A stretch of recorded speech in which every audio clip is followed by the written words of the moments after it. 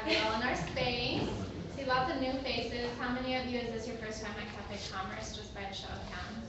Great, well welcome. Thank you for joining us here today. To give you a little bit of background information, Cafe Commerce is an initiative by the City of San Antonio's Economic Development Department and Lift Fund, a nonprofit small business lender headquartered here in San Antonio.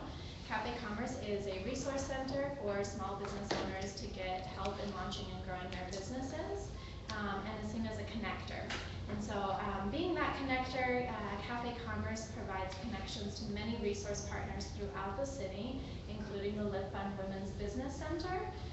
So as the director of Lift Fund Women's Business Center, I wanted to briefly share with you guys some information about the services that we provide, and then I'm going to hand it over to my colleague Mariah to tell you guys a little bit about SBDC as they provide similar services to us. The Lift Fund Women's Business Center is dedicated to supporting entrepreneurs, not only in launching their business, so for first-time entrepreneurs that are seeking assistance of putting together a business plan, looking at what requirements are involved in starting up a new business in terms of permits and licenses and all the legalities. We can assist with that. We can also help existing entrepreneurs that are looking for someone to bounce new ideas off of for expanding their businesses and growth strategies. And so we offer not only one-on-one advising sessions, but we also do a number of trainings and workshops every month. And so on our front desk, if you didn't grab one when you came in, we have our calendar of workshops for this quarter. So we try and do between 4 to 7 every month, and we switch out the topics between all the different business fundamentals. So you'll see some on accounting and finance, some on marketing and sales, contracting and certifications. And we bring in a combination of expert speakers in the field from outside to come in and present, as well as taking on some of those workshops ourselves as staff. Speaking of our staff, I'm joined by my colleague Carlos Acosta, who's our business advisor. So if you are interested in setting up a one-on-one consultation, Carlos can assist you with that. Again, we're glad to have you here in our space today for learning more about how you can improve upon your business, specifically in the area of sales. So thank you, Stephanie, for being our speaker today. I'd now like to turn it over to Mariah Kilborn with the SBDC to give you a little more information about the Small Business Development Center services, as well as to introduce our speaker for today. Thank you, Mariah. Good morning, everyone. How's everyone doing? Awesome. My name is Mariah Kilborn, and I'm the training coordinator for the Small Business Development Center. We're located out at UTSA at the downtown campus. And so before I introduce Stephanie, I just wanted to give a brief introduction of our services as well, and really excited to partner with Cafe Commerce hosting today's workshop. So at the Small Business Development Center, we focus on one-on-one business advising as well as training workshops. We have about 13 business advisors on staff that can help you as you're starting and growing your small business. And then we do over 200 training workshops a year for small business owners and entrepreneurs. One of our workshops that I wanted to highlight is our upcoming digital marketing boot camp. That's going to be on August 30th from 7:30 to 4:30. It's going to be a full day event with Yusuf Chowdhury, learning how to do SEO, social media, Google Analytics. And so if y'all would like more information on that, the number to call is 210-458-2460. Again, that's 210-458-2460. And I also wanted to direct you to our website in case you want to check out any of our other upcoming trainings. That's sasbdc.org. A couple of housekeeping things. At the end of the workshop today, we'll need these media release forms from everyone, as well as the orange evaluation sheet. So without further ado, I'm going to introduce Stephanie. Y'all are in for a great workshop today, and I really appreciate the time and expertise she's going to share with you. Stephanie Scheller may be young, but she's an accomplished speaker and has worked with close to 600 businesses and thousands of individuals on their sales, marketing, and systems in the past 5 years. She's a 2-time best-selling author, an entrepreneur, a coach, and a trainer. She's dedicated to teaching the same sales system she uses to help build her business in less than 5 months, to walk away from her corporate job to now having her own enterprise. Please join me in welcoming Stephanie Scheller. Thank you, Ms. Mariah. Thank you, Stephanie. All right, well, welcome everybody.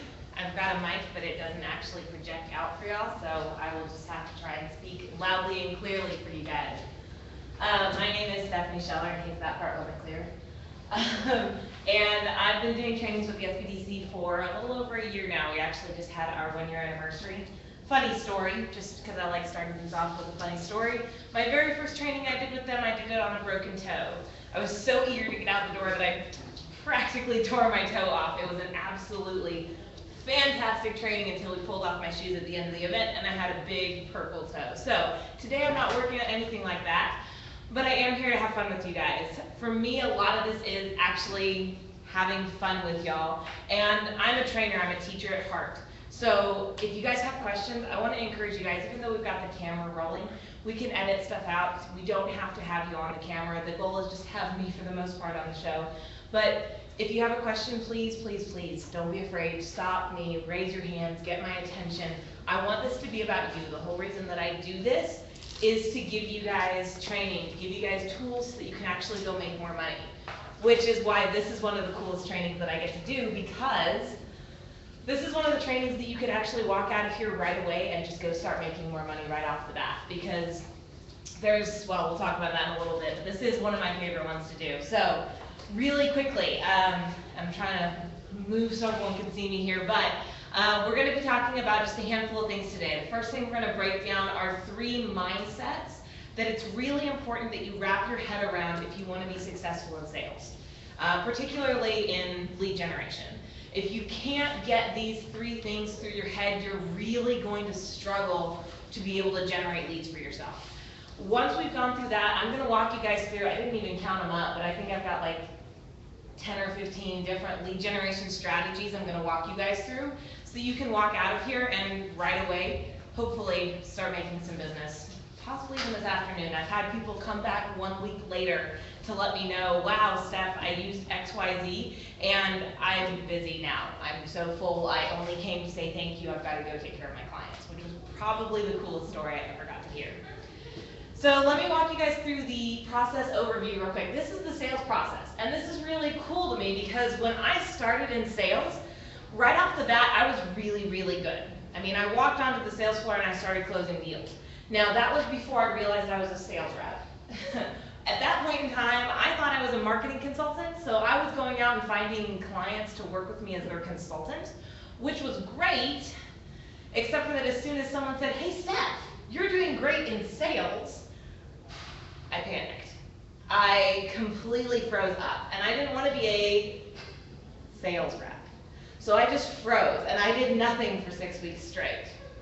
I had no training, I had no background. My sales training was walking in one day, they handed me the phone book, they handed me the phone, and said, good luck. That was it, and that was my entire lead generation strategy, was the yellow pages. I didn't realize that there was a process you could follow in sales. I didn't realize there was any of this stuff that made sales easy and predictable. For me, sales was just either you're good at it or you're not. How many of you guys have ever heard that before? Either you're good at it or you're not. There's this huge misconception, right? Either you're good at sales or you're not good at sales, but there's really no in between. And so for me, as far as I was concerned, I was just good at sales. And I was kind of doing this naturally. But when I finally caved in, and I gotta tell another secret, okay? I would not have been in y'all's shoes.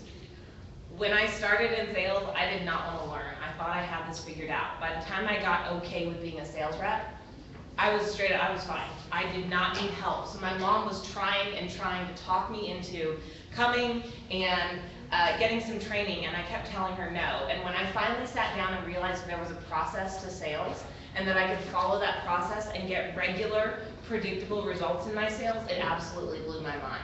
And this is the process. So it starts over here on the right-hand side. You've got to generate a lead, which is why I said this is my favorite one, because this is the start of sales. If I can get you leads, it doesn't matter how terrible you are at actually closing sales, you can probably go out and close a sale. Do you guys agree? Yes? No? Just me? Okay. All right, we've got one person. So the idea is, I can get you a lead. I mean, seriously, guys, I had a terrible closing ratio. I was closing 1 in 10. I had a 10% close. And I was still the #2 sales rep for the company.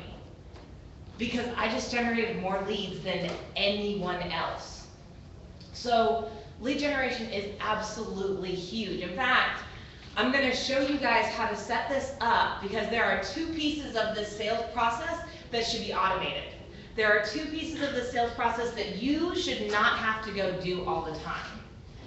Lead generation and follow-up. So let me ask you guys a quick question. How many of you guys would love for your leads to generate themselves? Yes? Okay, so I am in the right room. And you do have permission to laugh, by the way. If I say something funny, I know I'm seeing little smiles. It's okay to laugh. This isn't like church. I know we're not supposed to laugh. It's okay. Laugh, have fun with me. It's going to be a lot more fun for you guys if you laugh and interact with me. So, generating a lead is the first part. But once you have a lead, you do have to be able to set an appointment with them. Because if I can't get in front of that lead, I'm going to have a hard time selling, right? I could sit there and I could take someone's name and phone number on a piece of paper, and I could talk to this name and phone number as much as I want to. I'm probably not going to get a sale out of that, am I? I mean, maybe I'll sell myself, but that's pretty much it. So you have to be able to get in front of them, actually get them to sit down with you. And here I'm going to give you guys a tip.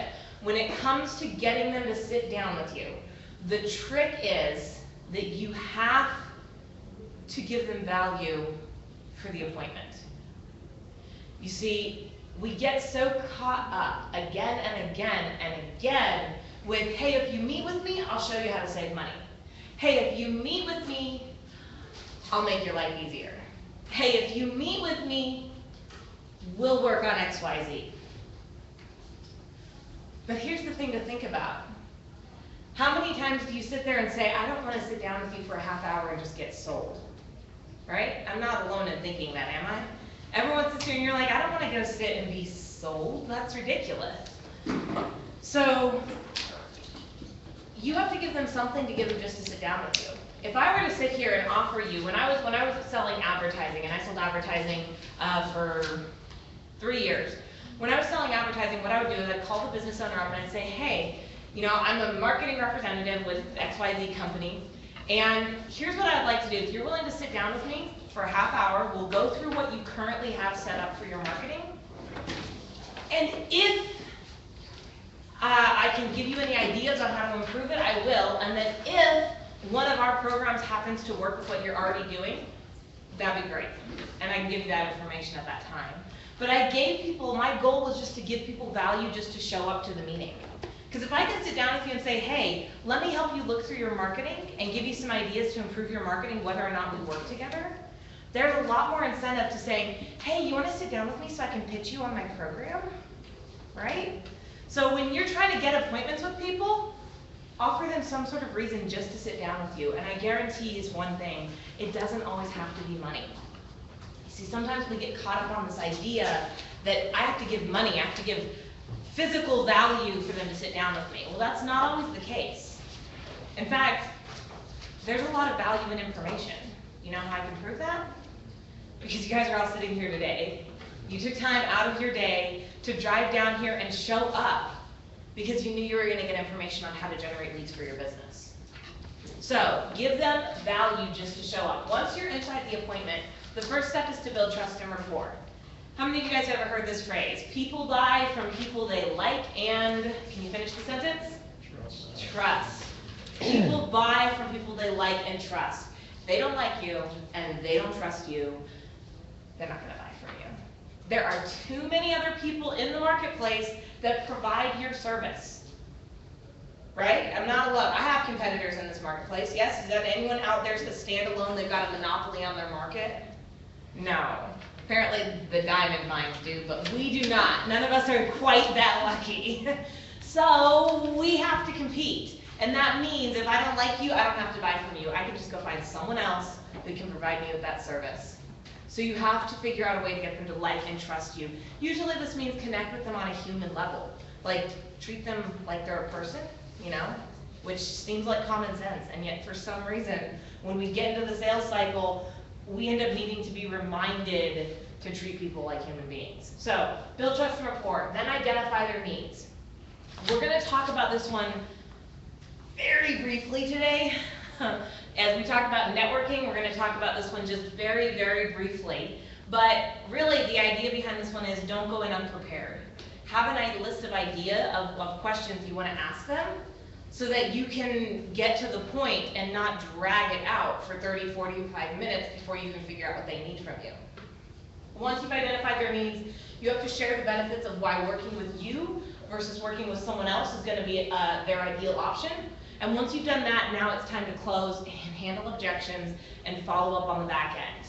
Now, let's see if you guys are listening. How many of you guys, I said there are 2 pieces of this process that should be automated. How many of you guys remember what the first one was? Lead generation, and the second one? Follow-up. See, you guys are good. All right, so here's the thing I found. Oftentimes we end up sitting at the desk going, where are my leads? Spoke to a guy on Tuesday, and we were talking, and I said, so what's your biggest challenge in business right now? And he said, seriously? I just don't know where to go to get leads. I'm not cold walking, but I just sit at my desk. Like, I don't know where to go to get good leads. And I said, wait, are you serious? You just sit at your desk? He's like, yeah, that's where I spend most of the day is, building my website and doing all these other things I shouldn't be doing because I just don't know where to go to get leads. So we sit at our desk and go, where are all the leads? Why are they not coming to me? Right? But the thing is, lead generation is something you have to go do. And so it is, even though you can automate it for the most part, you still have to put some work and some effort into it. It's never gonna be 100% automated. Someone somewhere is gonna have to pay attention. Now the cool thing is that someone may not end up having to be you, but someone's gonna have to put some attention on it. So you have to spend some time on it. Now the second cool thing to realize here is that there is a direct correlation between lead generation and the number of sales you close. Right, we all seen this meme running around the internet. I don't always do lead generation, but when I do, I close sales. It's because the more leads you generate, the more sales you can close, right? Even if I have a terrible closing ratio, even if I'm closing 1 in 20 people, but I get 200 leads, anyone in here a math genius can figure out how many leads I get to close at that point? Close 1 in 20 and I get 200, I think it's 10, we'll just go with that, okay? I generate 200 leads, I can close 1 in 20, I can still get 10 sales. And that's still beating the guy who closed 1 in 2 but only generated 2 leads, yes? So, and you can respond, you can reply, the mic's only catching me, you're good. You have to work at this, but the cool thing is the more you work at it, the more sales you get. And the really cool thing is, the more sales you get, the more money you get. How it works. So let's talk about 3 mindsets for sales. First question I want to ask is, what is a lead? Anybody in here have an idea? What is a lead? Because this is what I found. There's a misconception out there about what exactly a lead is. Does anyone have any idea? Go ahead and throw it out. Prospect customer. A prospective customer. And that's really what we get. That's perfect, because that's what we get caught on. We're like, okay, I have to get a prospect. But what I want to talk to you guys about, first things first, I want to break it down so you realize I'm only talking about this one portion of the process. All of this other stuff, we're not really going to cover it today. So if you came in here expecting to find out how to close more sales, that's not what we're going to cover today. We have a class next week. You're more than welcome to join us next week, and we'll talk about closing sales. But today, all we're talking about is, where do I get my leads from? And this is the trick, because people they start putting pressure on themselves. Now let me ask you guys a question. It's a hypothetical scenario. If you had an option, you could either hop on a truck and take the truck to the airport, or you can borrow my machete and hack your way through 40 miles of Amazon jungle to get to the airport. How many of you guys are going to hop on that truck? Okay, and for those of you who think that it would be fun to hack your way through the jungle like I did for the first 2 seconds, that's about how long it actually stays fun. At some point you just decide, this isn't worth it, I'm gonna hack my way, I'm gonna just hop on the truck. It's human nature. We go for what's fun and easy. We try to avoid the things that put pressure on us. So here's the thing, if you're putting pressure on yourself about being a by having to generate prospects, by having to generate clients, by generating your leads, you won't do it, because now you start avoiding it. And now you start trying to come up with other things to do. So here's the thing, and I want you to write this down. A lead is nothing more than a name and a form of contact. A lead is nothing more than a name and a form of contact. You guys are going to have this memorized by the end of the hour. A lead is nothing more than a name and a form of contact. You see, once we decide that my lead is just a name and a form of contact, it takes all the pressure off. Now I'm not freaking myself out trying to figure out how I'm going to generate a prospect. Once you have a lead, you can put them in any bucket you want to, right? You can run them through whichever sales process you want to. I could generate a lead and put them in my referral partner bucket, or I could generate a lead and put it in my prospect bucket, or I could generate a lead and put them in my, I don't know what the heck to do with you yet bucket, I'll figure it out later. You can generate as many leads as you want to, put them in whatever sales funnel you need to, but as long as all you're focused on is let me get a name and a form of contact, it makes it so much easier. Now let me ask you guys a quick question. How many of you guys have like a drawer full of business cards sitting at home somewhere? Okay, now what's on every single one of those business cards? Name and a form of contact. Usually number and email address, right? So all you have to do is get a lead. Now what you do with that lead, that's up to you, and that's why I recommend you join us again next week. But let me show you how you can get more leads than you know what to do with, because isn't that the dream? Like, let me have more leads, more prospects, more referral partners than I can possibly handle. Let me have to start like bringing on more people to help me out with handling this, right? That's the goal. So let me show you how to make that happen. So the first thing to recognize is a lead is nothing more than a name and form of contact. Perfect. So second thing to realize is you have to stop selling to your leads. See, when we're in lead generation mode, it is not sales mode. It's not time to start closing deals. It's not time to start closing sales. I'm going to tell you guys about my very first networking event. My very first networking event. Now this was back when I was working in sales for a major company here in San Antonio. And I went to my boss and I said, I want to go to this networking event. And he said, okay, we don't do that. I said, what? He said, yeah, we don't network. You have your yellow pages and grab billboards as you're driving around town. We don't network. I said, okay, I want to go to this networking event. He goes, well, here's the deal. If you can hit quota, the networking event was on a Wednesday at lunchtime, by the way. So he said, if you can hit quota, you can go to your networking event, but you have to hit quota by Wednesday morning.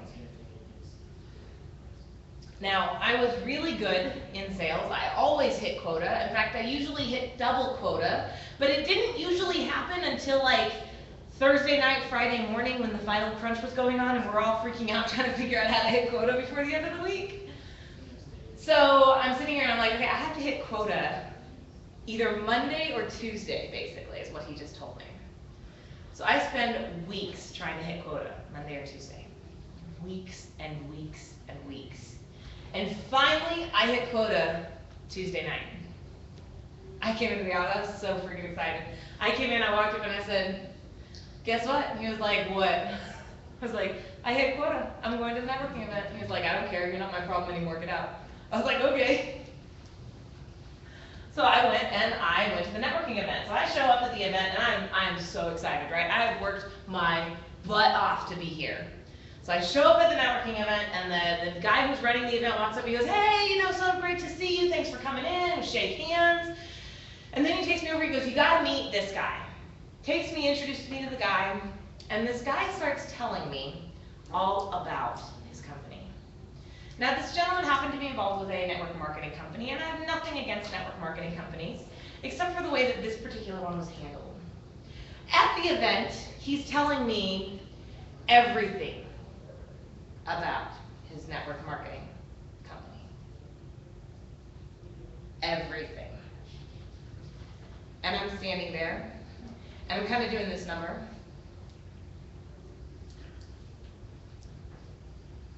and I'm trying to get away, and he's following me. And I end up in the corner, and he's talking, and finally I was like, okay, I was like, well, and I started to interject, and he goes, you know what? This is an awesome company. Let's get you set up right now. I've got paperwork in the car. I said, sure. So he went out one door, and I went out the other. And I did not go back to a networking event for 3 years. Because as far as I was concerned, I said, if that's what I worked my butt off to go do, that wasn't worth it. I mean, are you serious? I worked so hard to go get pitched to. What a waste of my time. So for 3 years, I didn't attend networking, and see, this is the problem. We start turning off our leads. We start getting them to the point, like this gentleman started calling me. And he was like, hey, I can't find you, where'd you go? And I was like, oh, I had a family emergency, I gotta go. Right, so then he calls back the next day, hey, let's set up an appointment to meet. This time I got smart, I put his phone number in my phone, so I just said it. But he kept calling and calling, trying to figure, that guy still probably has no idea why I stopped returning his calls. But the problem is, once you upset your leads like that, you brought them on as a lead and you pitched to them, you upset them, and they stop returning your calls, you're probably never gonna know exactly what you did. So when you're out generating a lead, you have got to stop selling. It's not just a one-time thing. I see people do this all the time. I have worked with almost 600 different companies in the past almost 6 years now. And the biggest challenge I ever saw was people would try and sell their leads as they generated them. I've just gotten your name and contact information. Are you ready to buy from me yet? Can you buy from me now? Can you buy from me now? Can you buy from me now? Do you want to come buy a car? Do you want to come buy a car? And you're just sitting there getting irritated. It's too big of a leap. You're not going to make that big leap right now. So do yourself a favor. When you're out generating a lead, generate a lead. And the lead is what? A name and form of contact. All you need to get is their business card. That's all. So next key. I told you guys leads will generate themselves, right? How many of you guys are sitting here going, how in the heck does she pull that one off? Just me? Okay. Well, the good news is I'm going to tell you anyhow. So you're in, I don't know, I was going to say you're in for a treat, but apparently no one cares. So I'm going to show you how these generate themselves. Now what I use is systems. I tell everybody a system is anything you can do that will produce a predictable result with little to no extra effort on your part. Okay, I don't know what Webster's dictionary calls a system, but that's the Stephanie dictionary definition of a system, is anything you can do that will produce a predictable result with little to no extra effort on your part. I've got a really easy acronym for you to help remember this. You see, systems help you save yourself time, energy, and money. Systems help you save yourself time, energy, and most important of all, money. They save you energy. They produce predictable results where you don't have to sit there and think and think and think and work and work and work to try and get this result to show up. See, that's the problem that I ran into. When I was in sales, I had to think and think and work and work and work to try and get my sales. I had to fight. I had to push. I didn't realize you could set up systems so you can start to get predictable results in your sales. I had no clue why I was closing some sales and why I was losing other sales. They would send sales reps out with me to learn, and we'd be driving to the appointment, and the other sales rep would be like, so what do you do, Steph?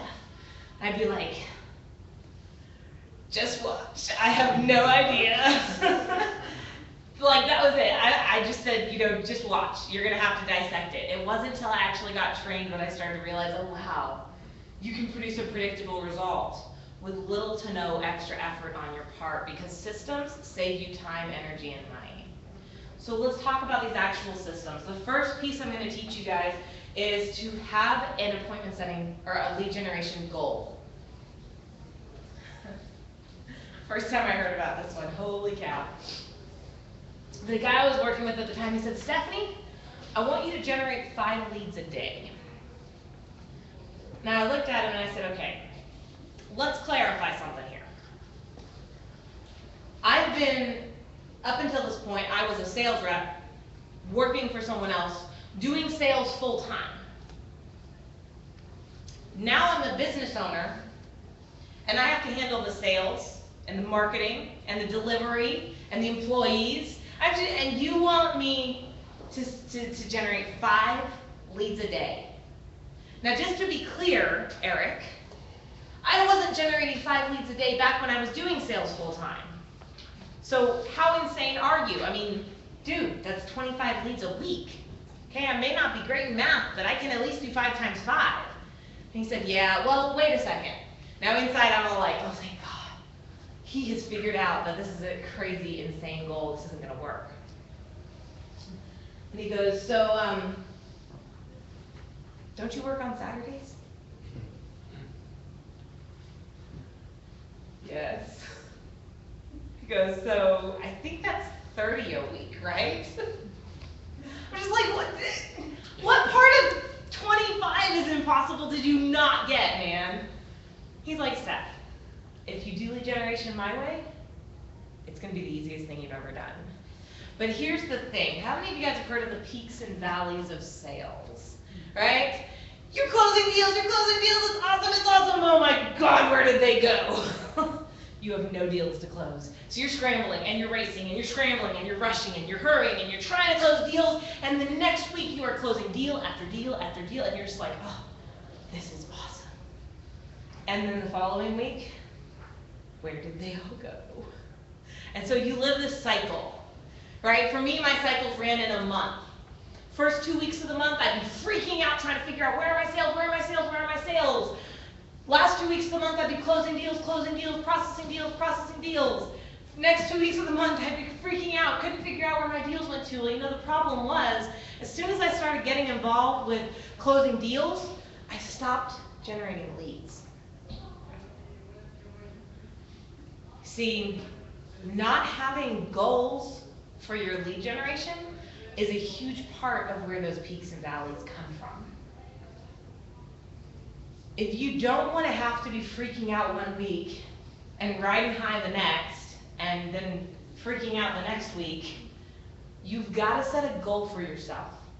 How many leads do you want to generate every single day that you work? Now, I'm about to show you guys a whole bunch of really amazing ways to generate leads, but what I'd like you to do real quick, have you guys ever heard when you write something down, you make it real? Yeah, am I the only one? Okay, a couple people, 2 people over here. So when you write something down, you make it real. So what I want you guys to do is think about what is your lead generation goal per day. How many leads do you feel that you can generate every single day? And I want you to write down very specifically, I will generate, and then insert your number, leads per day. Go ahead. I will generate 5 leads a day, 2 leads a day. I've had some people say half a lead a day. I don't know how you generate half a lead a day, but you know, some people have tried to pull that one off on me. I guess like that's just getting the name, not getting the contact information. I don't know how that one works. All right, does everyone have their number? You've got a number of leads you're going to generate every day, yes? Now what I want you to do is add 2 to that number. You see, the problem is we tend to do what we're pretty sure we can accomplish. We tend to do what we're comfortable with. I can pull this off. I can get half a lead a day. That's only 3 leads a week, right? If I work on Saturdays, I can get half a lead a day. The problem is, you guys ever heard that growth begins outside your comfort zone? Yes. So how are you going to grow if you're only generating what you thought you could already do? See, for me, I kept trying to negotiate Eric down. Well, what if I just do 3 a day? What if I just do 2 a day? He wouldn't let me negotiate down. And I can tell you guys one thing, it wasn't right off the bat, I didn't walk out of that meeting and suddenly start generating 5 leads a day. It took some time to build these systems up, but it's a goal to reach, it's a goal to grow into. Instead of having a goal that you've already accomplished, that's like, I mean, not even a goal at that point, right? It's just living. So have a goal, because how many of you guys want to grow your business, yes? Yes. Okay. How many of you guys, by the way, how many of you guys are business owners? You own your own business. How many of you guys are in sales of some variety? All right, so if you own your own business, if you want to grow your business, you have to set goals and ideas that are going to stretch you. You have to set goals that are going to make you grow.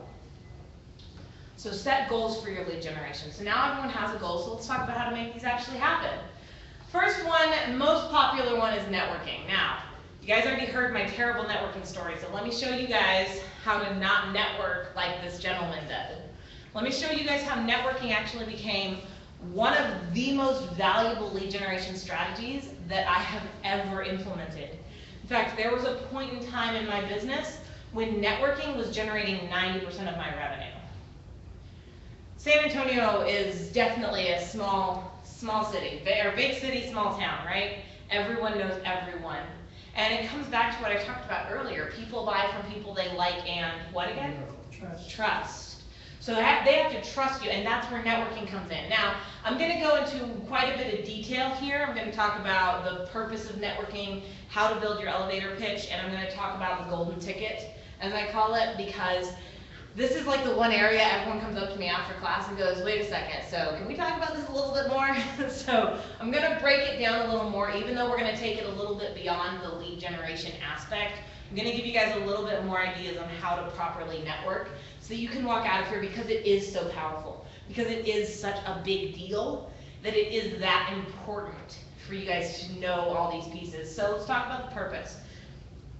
After my first networking event, my first terrible networking event, someone talked me into attending another one. Now, I was sitting out in the parking lot, waiting to go inside, on the phone with my coach, freaking out. I don't want to do this. This is ridiculous. This is a waste of time. Why am I doing this? I really want to be there. And he goes, Steph, calm down. I'm going to give you a single goal. I'm going to give you one focus to walk in there with. And that is, I want you to get 2 people's contact information. I want you just to generate 2 leads. Just 2. I said, okay, I can do that. He said, now I want you to generate these 2 leads in such a way that when you call them up later, they're going to remember who you are. And I said, how do I do that? He goes, talk to them. Have a conversation with them. Because really, you have to have one purpose, one focus when you walk into a networking event, and it should never, ever, ever, ever, ever be to actually sell your business. Maybe to represent, maybe to tell people about what you do a little bit, but if you walk in with a goal, networking is a lead generation activity, which means I'm aiming for a name and form of contact. So, you have one goal. You can either generate clients. Alright, little laser doesn't work there. You can either generate clients or you can generate referral partners. And it's going to be up to you. You pick and choose what you want to do. Here's what I tell everybody. If you're hurting for cash, if you're hurting for sales, you need money now, then generate clients. But if you're ready to set your business up for the long term, do yourself a favor and set up referral partners. But walk into that meeting looking for one or the other. You see, I walk into a networking event, and I'll usually walk out with 10, 15 cards, right? How many of you guys did say you walk out with, if not 30 or 40 business cards, you walk out with at least 10 to 15? Okay, so I'll walk out with a ton of cards.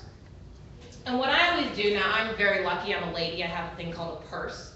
You guys, I think you've got like 2 pockets usually, right? So what I always do is I take the 2 cards, and I put 1 business card inside my purse. There's 2 pockets. I put 1 business card in the right pocket, and 1 business card in the left pocket. Now the right pocket are the business cards for the people that I think are going to be good referral partners. Because see, I'm at a point where I'm not looking for clients, I'm looking for referral partners. If I were to offer you 5 clients or 1 client, which would you prefer? 5, all right? It's simple math. I'd rather have 5 clients than 1 client. Well, that's what the referral partner does. The referral partner provides you with 5 clients. So for me, I would rather have 5 clients down the road than 1 client now. Because I know I can actually pull it off. This isn't an issue of, burden the hand, burden the bush, whatever that quote actually is. Right? I would rather have a referral partner. So my referral partner cards, the people that I meet that I think, oh, this is a good referral partner, they're going to go in that right pocket. Everyone else goes in the left pocket. If those other people, the left pocket, follow up with me and want to meet with me, great. I don't have a problem with that. But I'm going to actually pursue the people that I put into the right pocket. And you know what it does? It makes it easy. The next morning when I get back into the office, I'm trying to figure out who I'm supposed to be calling. I just have to go into the right pocket. I just pull out the 3 or 4 business cards that made it into that right pocket. So it makes it easy on myself so I can focus on networking.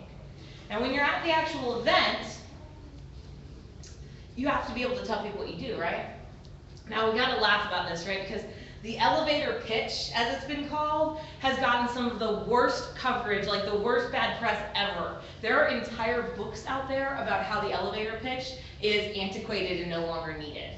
But the truth of the matter is, you still need to be able to convey to people what you do in your business very quickly.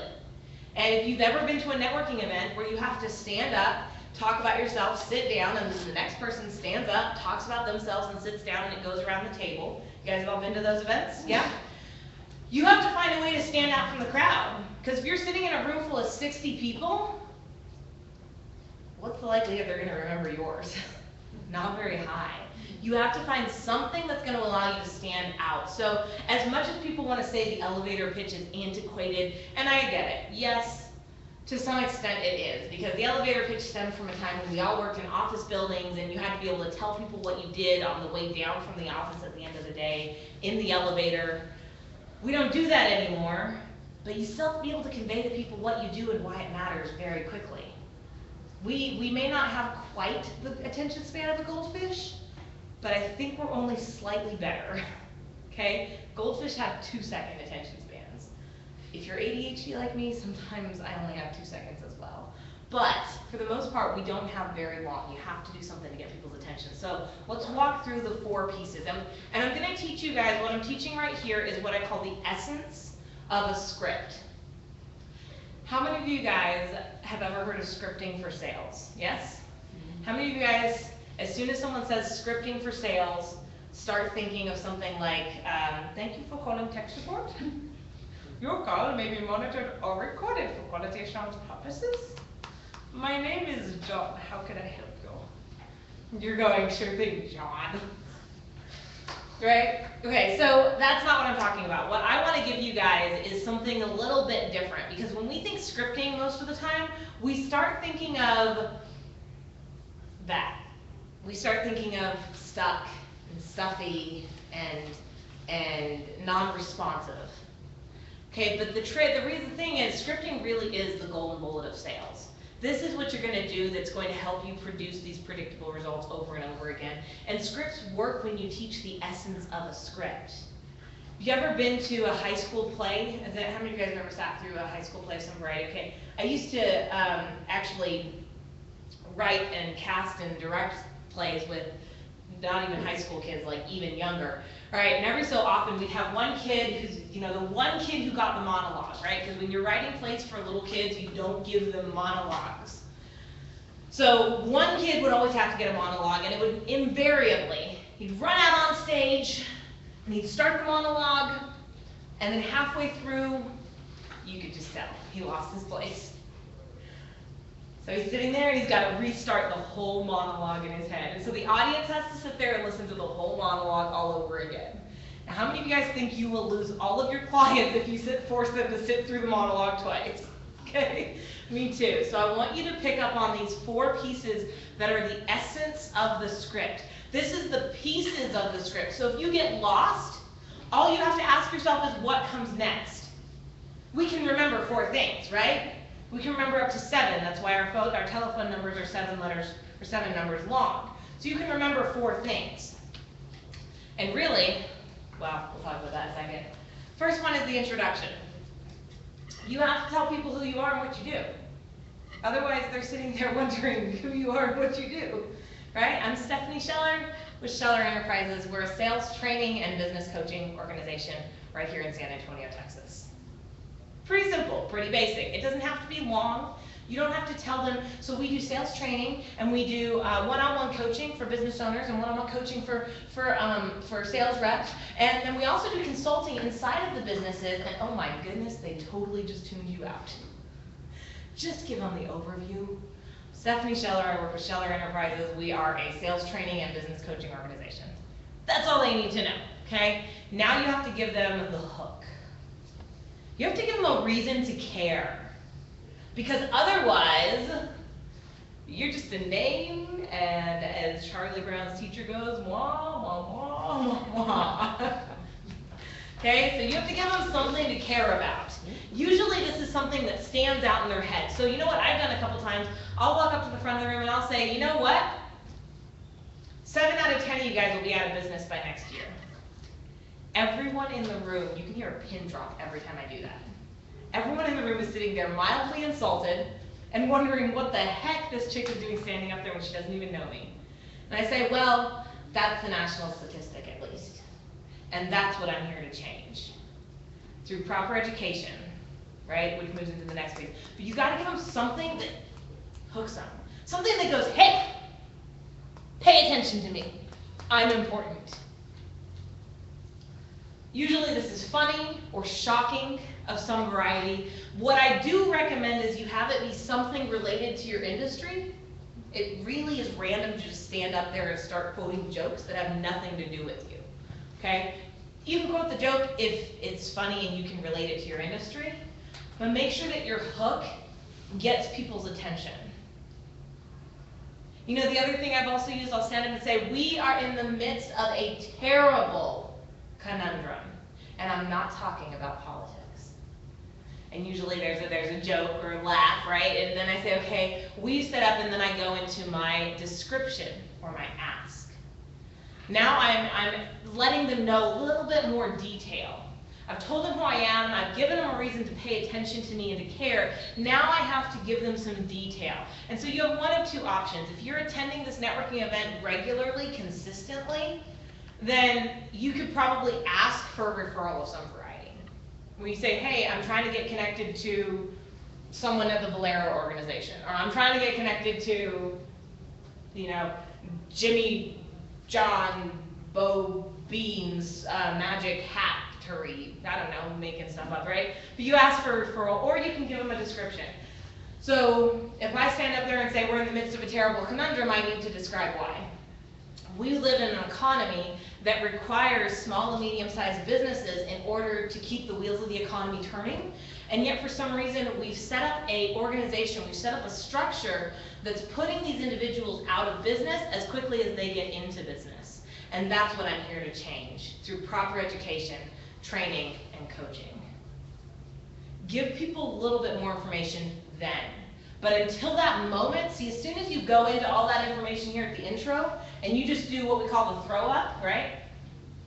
You start giving them everything they don't really care about, you lose them. So introduce yourself, give them a reason to care. Now you can go into a little bit of a description, but here's the thing. Your elevator pitch needs to be less than a minute. So you're going and going and going and going and going, and their eyes start to glaze over, you've gone too long. If you see people's heads starting to look somewhere else, you've gone too long. You should really keep it under 60 seconds. My preference is 45 or less, but at most under 60 seconds. And now the last thing, you guys ready for this? Last one. The introduction, again. Because the first time you told them who they were, or who you were, they didn't care. But now they do. And see, here's the thing. If you've ever sat through a room, right, if we're doing this one-on-one, if you and I are just having a conversation, I don't have to sit here and all over again and be like, oh yeah, and by the way, I'm Stephanie Scheller. I mean, you could, right? Because how many times by the time someone's finished talking, we've already forgotten what their name is? So then we have to like look down at the cards surreptitiously and pretend we're looking at their logo or something, right? Because you're trying to remember what their name is. So you could say, I'm Stephanie Scheller. Oh wait, I already told you that. You could give it to them trying to be nice. But if you're doing the whole stand-up, sit-down thing as it goes around the room, you really need to give this out again. I can't tell you guys how many times, I remember very specifically, we've gone around the room, and one lady stood up and she was talking, and she was a photographer. And I was like, wow, I loved her elevator pitch, like that was really cool. So I started going through all the business cards in front of me, trying to figure out which one was hers. Well, there were 3 photographers in the room. And she didn't tell us what her name was again at the end. So I just said, okay, well, I'll try and catch her after the meeting, but if I don't, I guess I'm out of luck. So make sure you give them the introduction again. And that's the essence of the script. So you're standing up there doing your thing. Where am I at? I introduced myself. What's next? The hook. You can pull these together. I pulled these together sitting in my car with like 30 or 40 seconds heads up. Just sitting in my car, or someone all of a sudden goes, hey Stephanie, can you talk a little bit about who you are and what you do? Sure. Pull that together just real quickly. All right, so last piece, the golden ticket to networking. This is where you're gonna actually get your business. And the only reason I talk about this is because everyone always ends up coming up asking at the end. But this is the one-to-one after the event. You have to call those people. Remember the ones who went into the right pocket, or your right pocket, your guy? Call them up and ask them to sit down with you one-on-one for coffee. Ask them to sit down and see if you can learn about how you two can help each other out in your businesses. Now there's 2 keys to running a successful one-to-one. The first one is talk last. Let them talk about themselves first.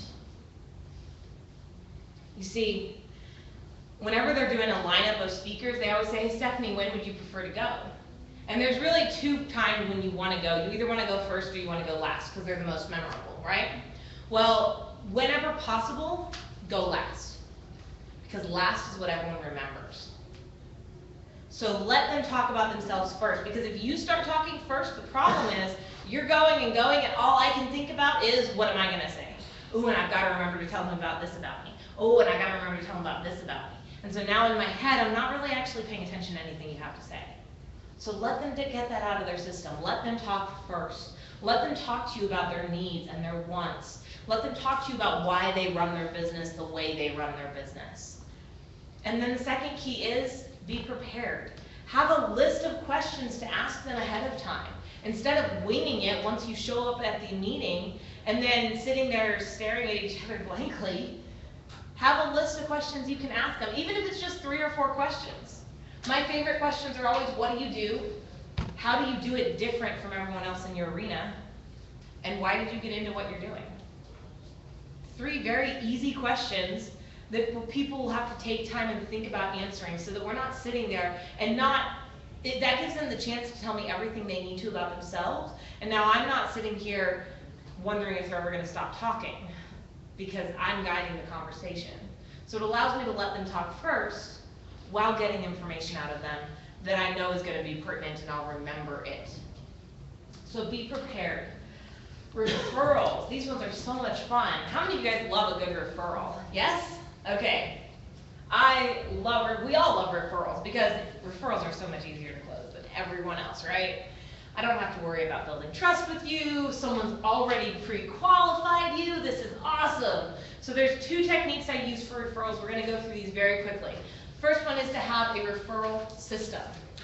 How many of you guys have any idea how many businesses in the U.S.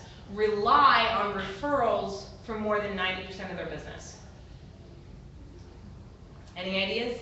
Like most of them. Real estate. Percentage. What percentage? 95. Is that 96? 96% of all businesses in the U.S. rely on word of mouth or referrals for more than 90% of their business. That's a lot. Now here's the shocking part. Less than 15% of them have a strategy to generate that word of mouth referral. They've all got the 90% of their business, but most of them it's just happening by accident. I don't know about you guys, but I don't like accidents. They usually cost a lot of money and they're unpredictable. So here's what I'm going to recommend. Have a system. Now, in order to have a system, there's a couple things you need to understand. First of all, you need to know the 4 reasons that people refer, because you need to build a system that's going to influence people to actually refer to you, right? So the number 1 reason people refer is because they like you. They want to help you out. We're friends, you're starting your business, let me send my friends and family your way.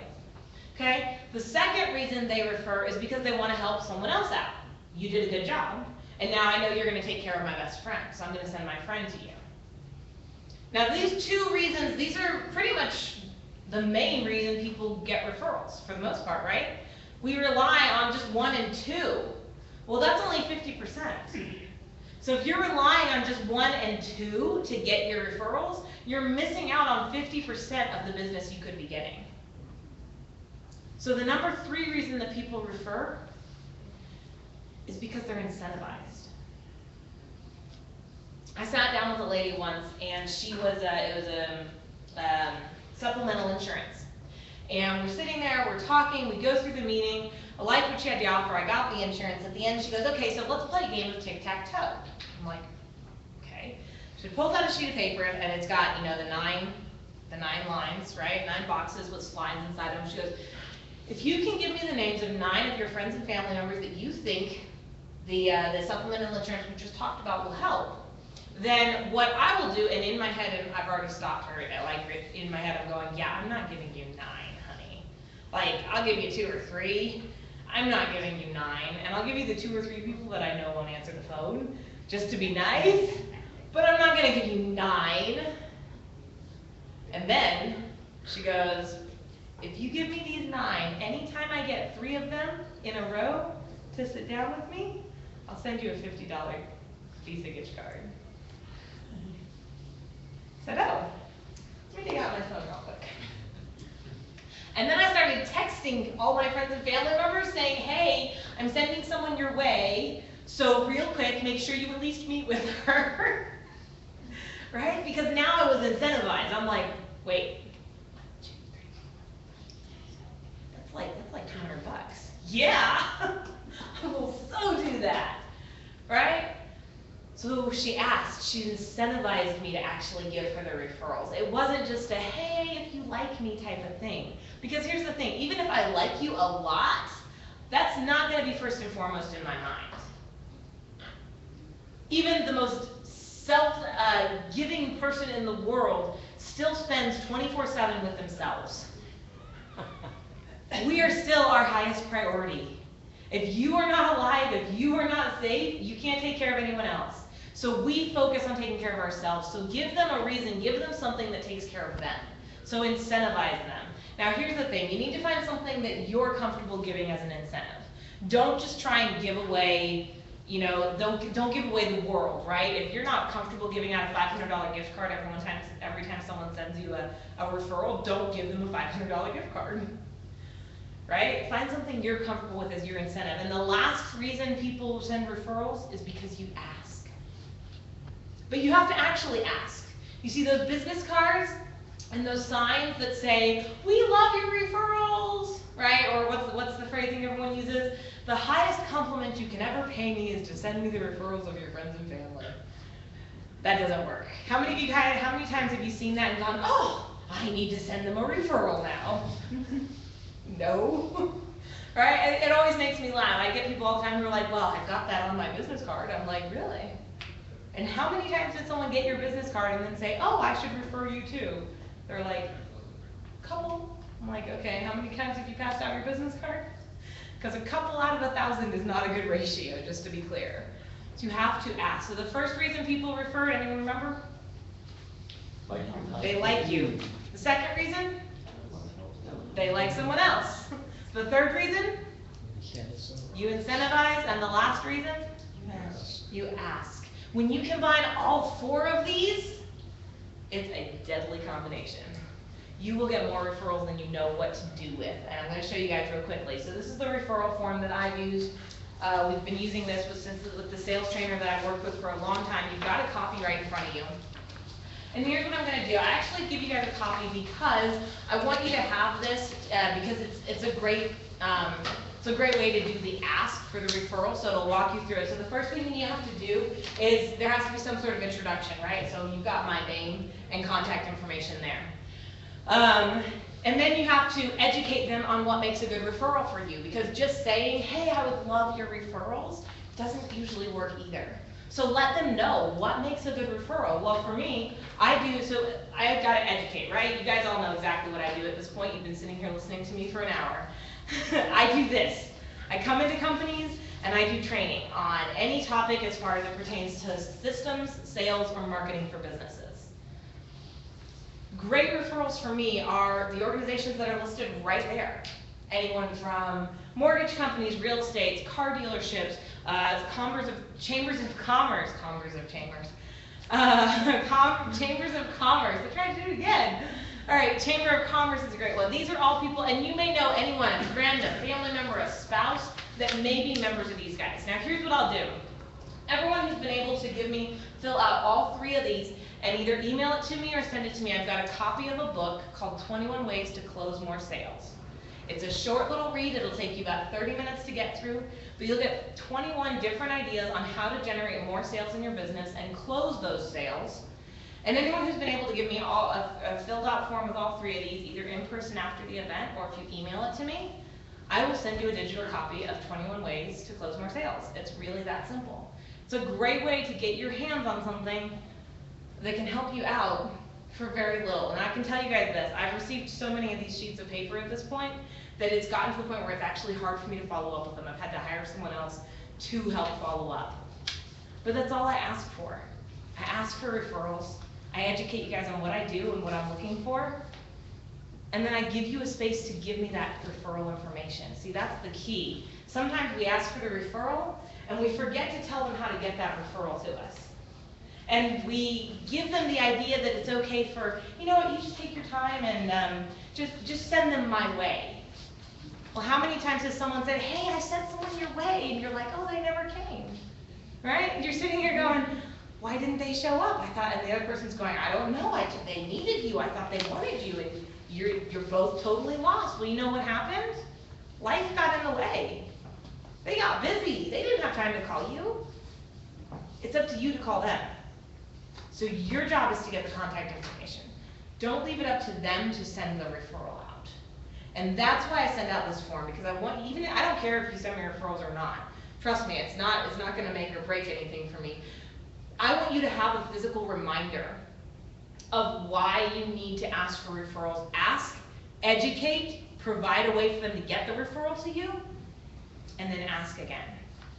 And if you do it in that order, I promise you will get more referrals than you know what to do with every single time. So let's talk about the RRR, the reciprocal referral relationship. This one is fun. RRR, reciprocal referral relationship. These are people who are industries that are similar, but not competing with you. Similar to your industry, but not a competitor. So this would be a residential real estate agent and a commercial real estate agent. Similar, but not competing. Unless they both happen to do both. In which case, you have a little bit of competition. But this would be a mortgage broker and a real estate agent. Or a business coach and a CPA. Or a business coach and a headshot photographer. Or a business coach and a business attorney. See, these are all of my reciprocal referral relationships. Attorneys, CPAs, photographers, videographers, people who provide businesses to other businesses. Those are my reciprocal referral relationships. We're similar, but we're not competing with each other. In fact, I've even got a gentleman who calls himself a business coach, but he's really a CFO for hire. He's a great referral partner with me. Even though he calls himself a business coach, he and I don't do the actual same thing. But we recruit the same client, we're able to send a lot of business back and forth. So what I want you to do is I want you to think related industries. And the goal is for you to actually have 4 or 5 referral partners, reciprocal referral relationships that you say, hey, I'm going to send all of my referrals to you. Everyone, I don't know if you're an accountant, but everyone I know who needs an accountant, I'm sending them to you. But here's the thing. I expect you to send all of your referrals that need sales training and business coaching to me as well. And I actually will sit down and have a conversation with these guys. So what I encourage you to do, real quickly, let me walk you through this. Think about 5 industries that are related to you, but not competing, and write them down. 5 industries that are related to you, but not in direct competition.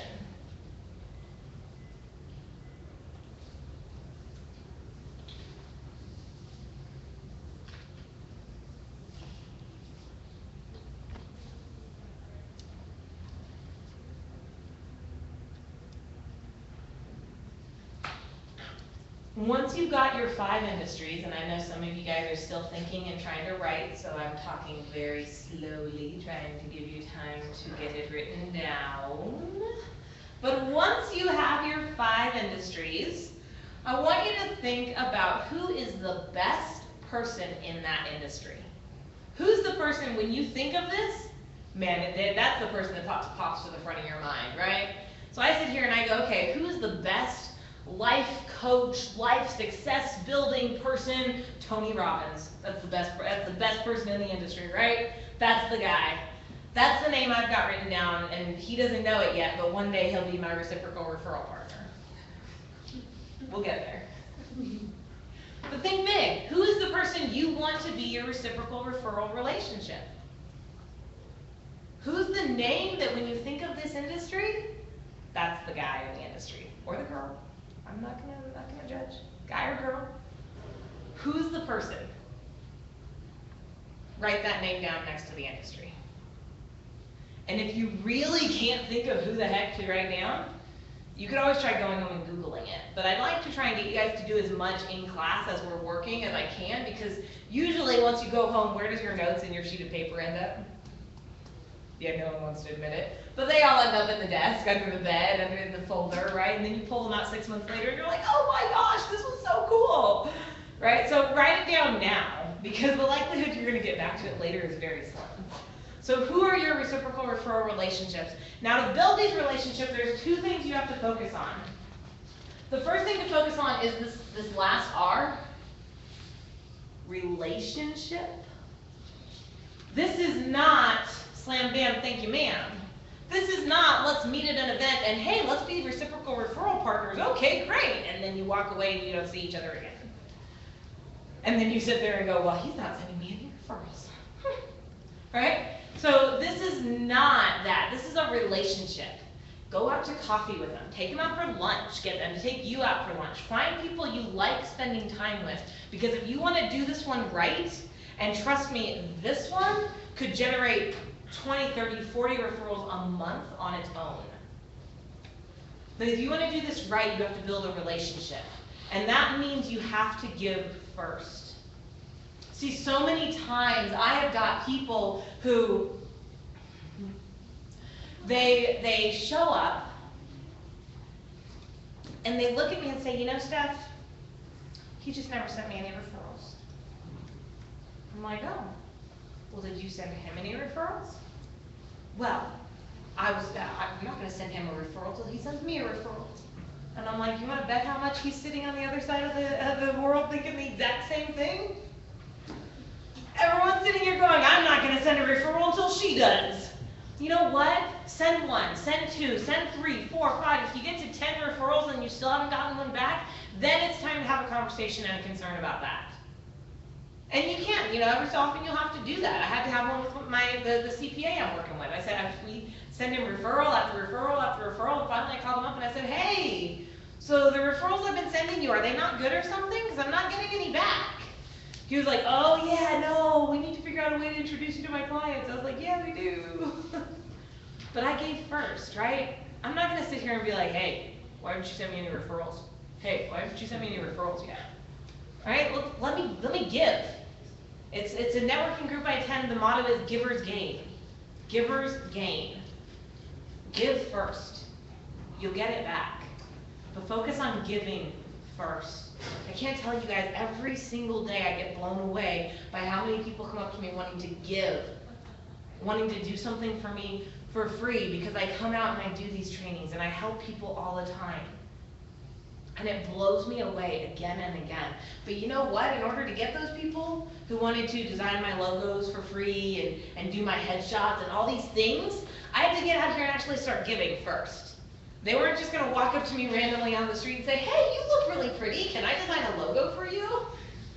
That's not how it works. Give first. So let's talk through a couple of other techniques, and we're going to go through the rest of these fairly quickly because I'm not going to go into quite as much detail as I did with the networking and the referrals. But what I will say is if you have any questions, you're more than welcome to, I'll hang out here with you guys. You can ask questions, or you're more than welcome to email me, and we'll make sure that you guys get my email address. So you can email me the questions, and I'm more than happy to go into more detail. But one of my favorite ways is landing pages. Because once you get a landing page up on the internet, now just really quick second here, To be clear, a landing page and a website are totally different. A landing page is a single page site that does not go anywhere else. They have one option. Give me your information. One option, because all I'm trying to get out of you is a name and a form of contact. I told you guys you're gonna have this memorized.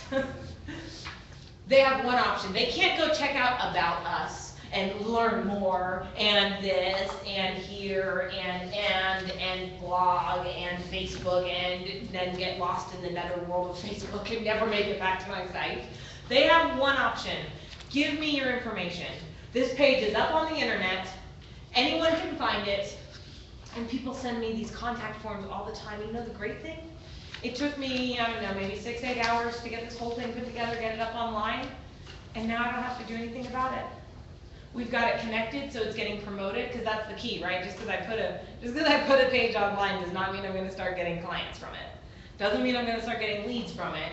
I have to actually get people to go to the page, and the page has to be designed in such a way that, you know, people want to give me their contact information. But once I have the page up, and once it's generating clients, once it's generating visitors, then this page just exists and runs itself. And this is a system, right? I could go on vacation to Rio for 6 weeks. This page would continue putting new people's names and email addresses and phone numbers in my inbox, so that when I get back, I can call them up and start closing deals. That's a true system. Now, there are a lot of ways to do these landing pages, and just, I didn't finish my sentence. See, that's the ADD side. A website is a full website, right? It's got an About Us page, it's got our services page, it's got a Learn More page, a blog, and videos, and right? It's got all these different places you can go to. Landing page is just one single page, one option. Give me your information. You have a couple of options. You can either hire someone to build your landing page for you, or you can go there to someone called leadpages.com. And leadpages.com, you can put up a free landing page, and you can usually get them up pretty quickly. Now, I know people, every time I get someone in the audience who's like a web developer, they come up and they're like, Stephanie, can't believe you try to convince people they can do this themselves. I'm like, okay, here's the deal. If you want it to be successful right off the bat, and you don't really know what you're doing, and it's not really your forte, get someone to help you out. If you need someone, I have a great guy I work with all the time for all of my landing pages, but if you are comfortable online, and you know what you want, try it out. See if you can do it yourself. There's no reason you have to. Now, if time's in the essence and you need leads tomorrow, okay, maybe you should get someone else to help you out with it. You don't have time to test the page, tweak the page, test the page, tweak the page, test the page, tweak the page, right? So it takes some time, but you can have a landing page up in 5 minutes flat if you're comfortable, again, if you're comfortable online, right? You can have a landing page up quickly, and it can be generating leads for you. And you could even set up like an AdWords, right, where you're driving clicks to that page all day long and doing how much work? Nothing, right? It's a system. Save yourself time, energy, and money. Ideally, if you have the right landing page, it won't cost you as much to get people to go there. I don't pay a penny to drive people here. It's just posted all over my social media. It's posted on all these different places that they drive traffic to each other. So landing pages, public speaking. I love public speaking. I wanted to be a public speaker ever since I found out that everyone else is scared to death to be a public speaker. I love it. It's a great way to get out there. And you know what? Here's the thing. It doesn't have to look like this. It may just look like you in front of 5 other people. Right? See, that's like my dream. I'm like, yes, put me in front of that crowd. And then there are other people in the audience who just got like shaky knees just seeing the picture. Okay? But it's fun. And you know the great thing about being a public speaker, it gives you the chance to get out there and educate your prospect. And you know the best part? I don't have to chase clients down. They come up to me. If they're interested in working with me at the end of class, they come up to me and say, hey, Steph, can we have a sit down? I say, sure. Why not? Because I've spent time educating you. Instead of me chasing you, I came in here and I found a group of people that needed information I had to offer, and I shared that information freely. And it is a great way to generate leads, especially when used in conjunction with something we call the fishbowl. Now the fishbowl can work one of 2 ways. One way has absolutely nothing to do with public speaking. This is the idea where you get like a fishbowl, or in this case, a glass jar, right? And you set it up at a shop somewhere.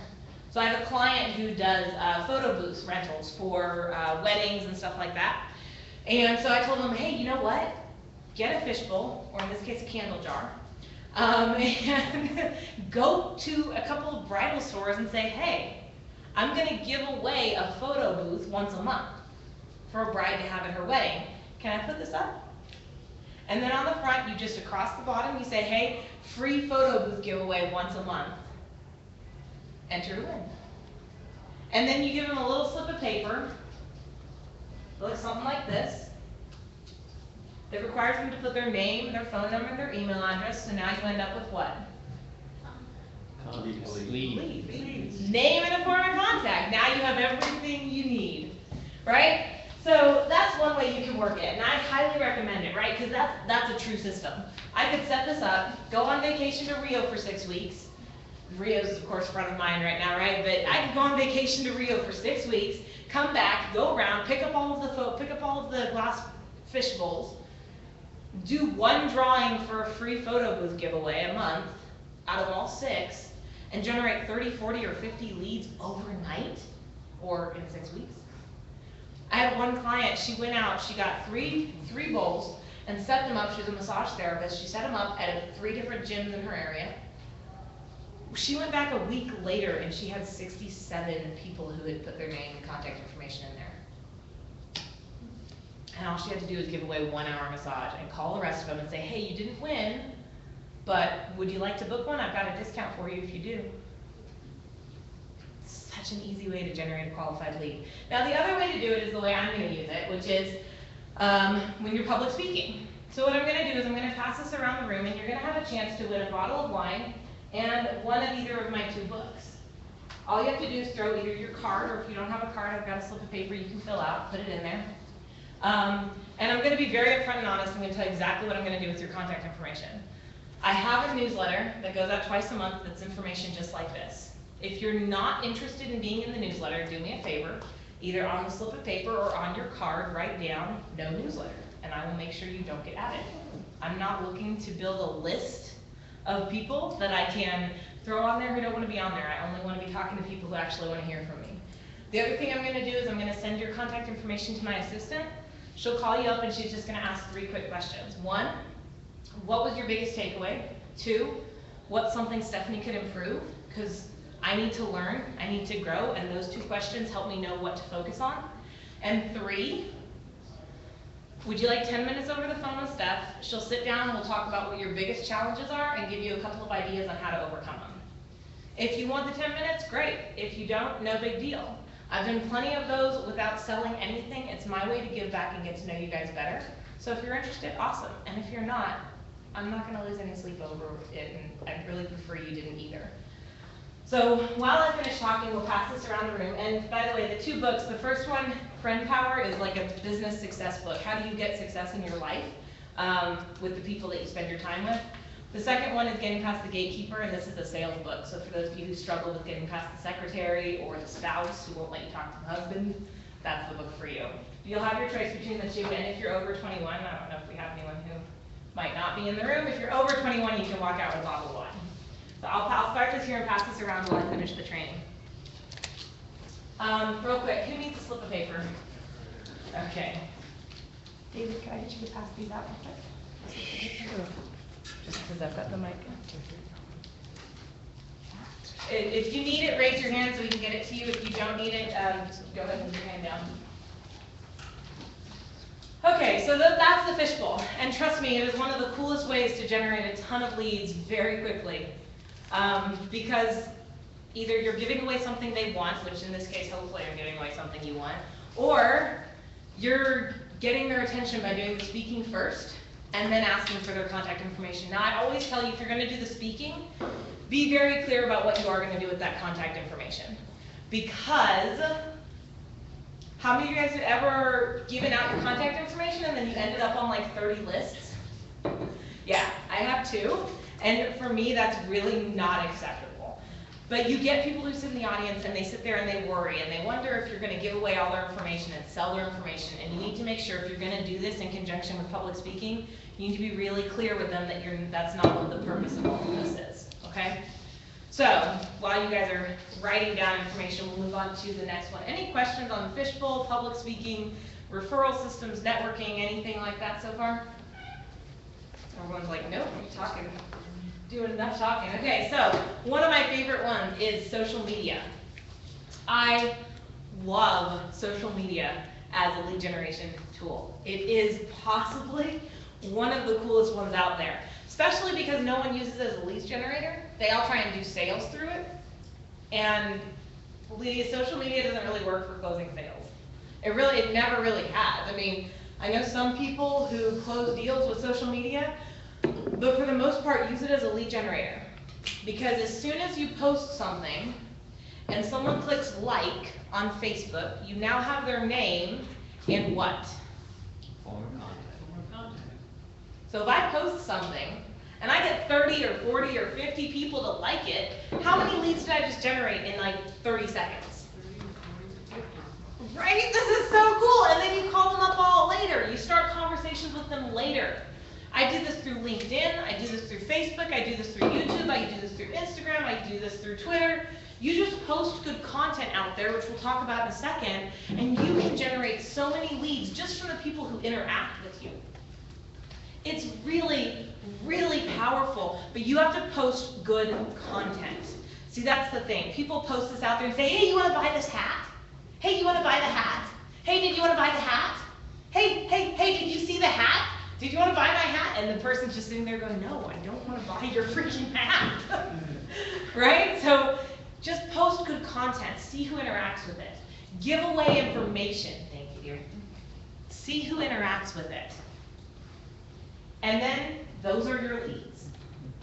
Those are the people that you reach out to and start a conversation with and get to know them and turn them into a prospect down the line. There was a point in time in my business when I first started, the only lead generation strategy I was working was social media. I started my business in May of 2014. From May until August, that was the only strategy I had. And it was enough to allow me to build up the business to replace my full-time income and walk away from my job in less than 5 months. It is a vastly misunderstood and misused lead generation technique. Question? Have you used Facebook, Twitter, Facebook, just together Facebook and in LinkedIn. conjunction? Facebook, LinkedIn, and YouTube, actually, yeah. Just those three. I wasn't using Twitter at that time. So you're putting out videos on YouTube? Putting out videos on YouTube, sharing them to LinkedIn, sharing them to Facebook, posting blogs and articles and just good content, and then I would see who would interact and start a conversation with them. And if there was room for me to actually offer them a deal or a sale, then I could offer them the deal or the sale. Oh, this one's fun. Follow your money. How many of you guys have bills that you have to pay every month? Okay, so call those people up and ask them if they need your service. Now, when I first started this, right, I looked at it and I said, okay, where do I pay the most money to? Starbucks and Shell. I was like, I am not calling Starbucks and Shell to try and offer them sales training. Are you crazy? And now I'm like, stupid? Why didn't you not call them? Starbucks needs sales training. Shell needs sales training. Everyone needs sales training. Call them up.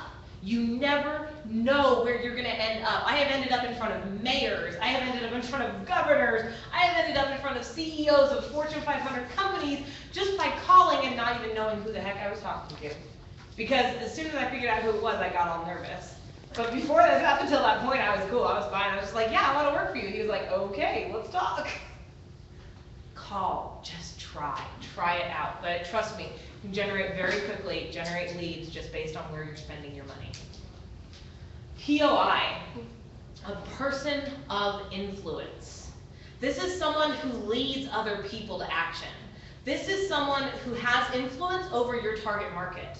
See, when we did this book launch, we launched Friend Power back in 2015, oh, so long ago. We launched Friend Power in April 2015.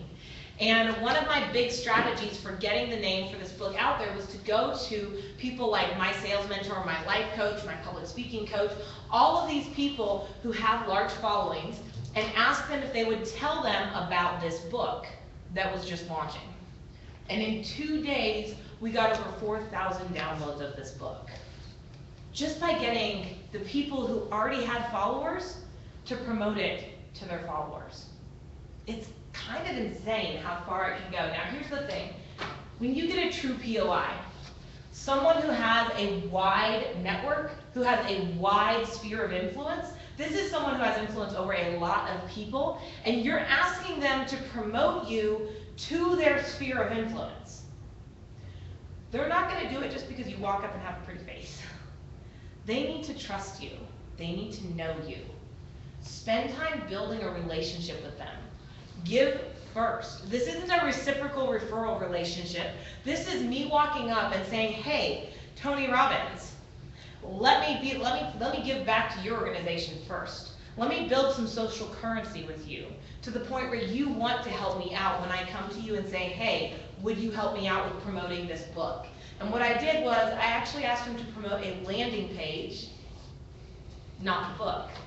So they promoted my landing page to their followers, and their followers all opted into the landing page so that they could get the link to go download the book.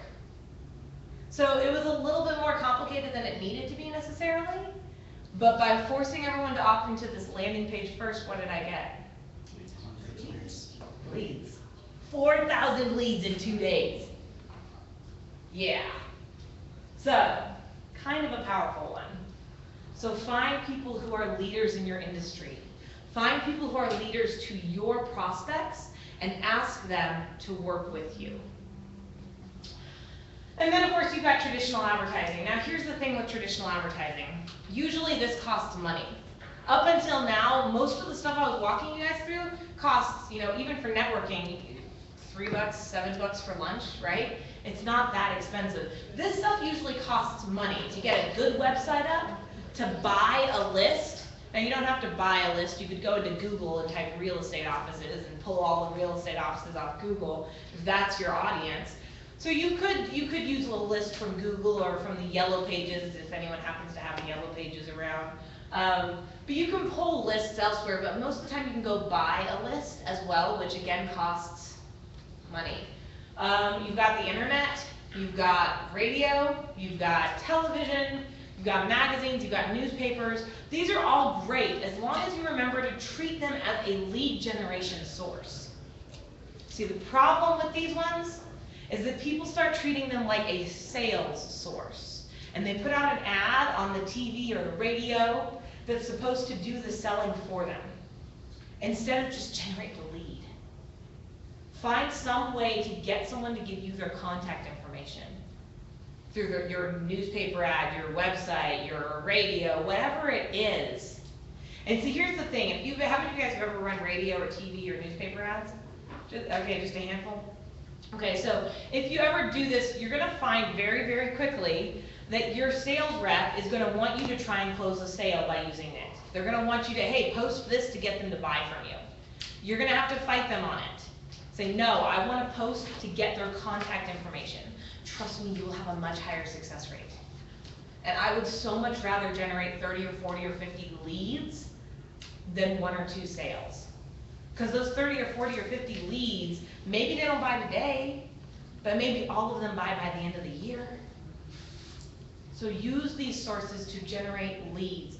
Offer something of value in exchange for their contact information. And then, I mentioned earlier, you've got the content and the education side of things. When you put good content out there, you do a couple of things. You leverage your time, right? I wrote the book once. Those 2 books, I wrote them each once. I don't have to go back and rewrite that book every time someone wants to read it, right? You just grab a copy of the book and everyone can read it. That's the great thing. I put a video out there. I don't have to re-record that video every time someone wants to watch it. Everyone can just go watch the video. I put a blog post out there. There's so many places you can put content out there that doesn't require you to recreate it every time someone wants to check it out. And then at the bottom, You just have this little hey for more information, or hey, to get this free giveaway, send your name and email address too. And then you get their contact information. You get a lead by generating content. I'm a huge fan. See, here's the thing. I know people all the time are like, but Stephanie, if I give away too much information, people will just try to do it themselves. And I'm like, well, let's be honest. The people who are just trying to do it themselves don't have money to pay you anyway. Give them the contact information, let them go out and try and do it, get a little bit of traction, and then they're gonna come to you and say, wow, I tried and I got it, but it didn't really work, so can I just have you do it now? Because you're the person I learned how to do it from. So don't be afraid to share. We get this like stingy, greedy side of things, and we're like, no. Right? Just give, just share with people. Give good content, videos. And that's another way of public speaking, right? I joke about public speaking from the front of the room, but what if you just do a video? And here's what I can promise. I go back every so often and I look at my old videos on YouTube. Every single time I do, I'm so embarrassed. And I start deleting all these videos. Like, I can't believe I put that up there. Like my very first video on YouTube, I was so proud of it at the time. It had the most views of any video on my YouTube channel. I finally went back and watched it. I was like, yeah, it was gone. I deleted it. I didn't even just hide it and undown, like I deleted the whole thing. It was that bad. It's gonna be hard to get it going.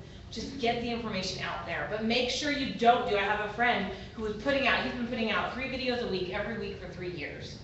Never once did he give his followers any way to get in touch with him. Never once did he give his followers any call to action to reach out to him so he could get their name and form a contact. You know, the second he did, he put one video out saying, hey, by the way, I'm a personal trainer, and so if you want, you know, personal training, here's how to get a hold of me. He got 3 clients from one video. You have to remember to give them a place to reach out to you. Give them a place to act once they've learned information from you. So here's the last thing I'm going to talk to you guys about. I had this revelation a while ago. See, I do these trainings all the time. I talk anywhere from 2 to 4 times a week, front of the room, doing these cool trainings. It's fun for me. Usually it's fun for the audience.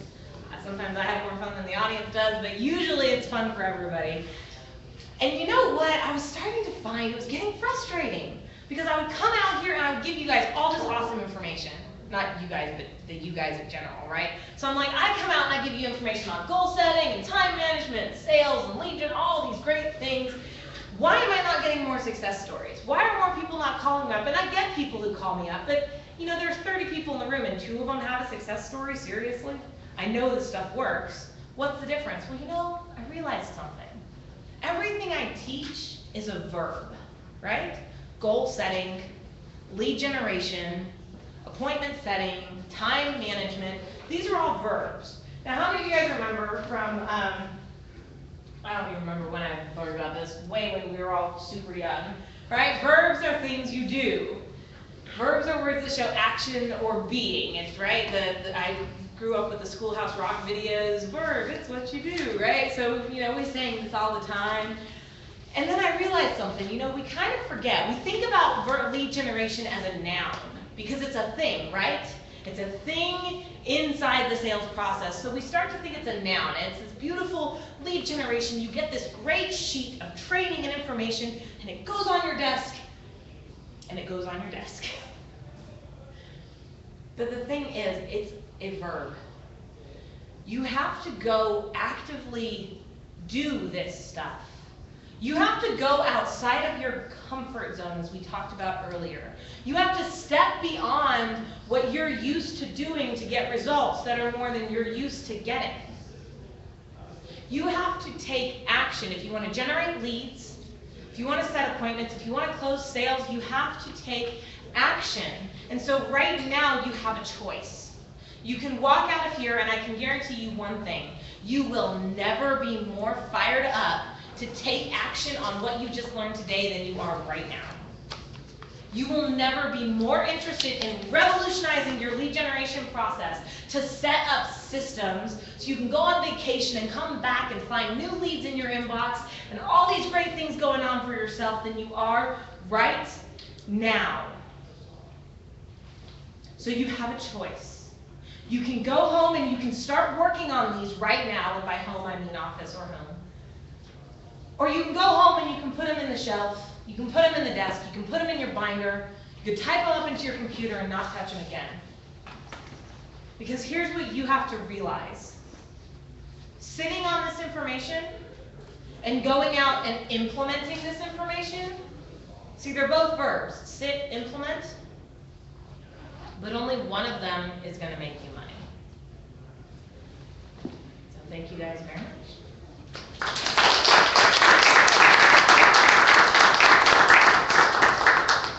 All right, I know we do have the giveaway still, and I know Mariah needs the orange sheets before you leave, so while you finish filling out the orange sheets, I will do the drawing for the giveaway. No drum roll?